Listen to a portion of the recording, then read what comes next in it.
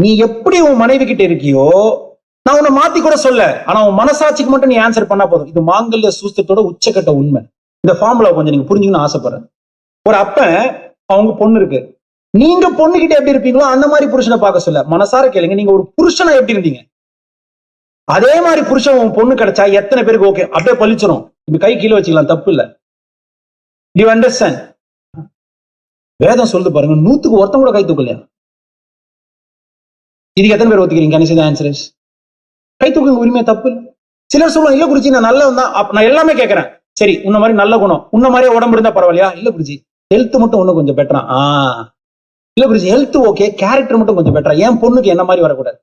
எத்தனை அப்பாக்கு இது புரியுது? கணிசத ஆன்சர் இஸ் உன் பொண்ணுனா ஒஸ்தி, இன்னொருத்தன் பொண்ணுனா நொட்டை அவனுக்கு. சொல்லு, உன் பொண்ணு உனக்கு ஒஸ்தி, இன்னொருத்தன் பொண்ணு நொட்டை அவனுக்கு.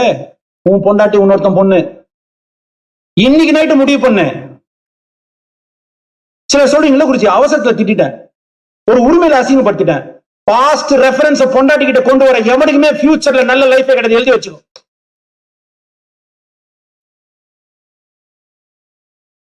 வாழ்க்கை மாறினா இது முதல்ல மாறணும்.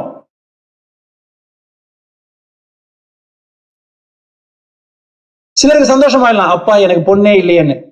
பார்த்தேன் சில மூஞ்ச. இன்னும் பெருமையா பண்ணு, உன் பொண்டாட்டியே பொண்ணா ட்ரீட் பண்ணு. சூப்பர்.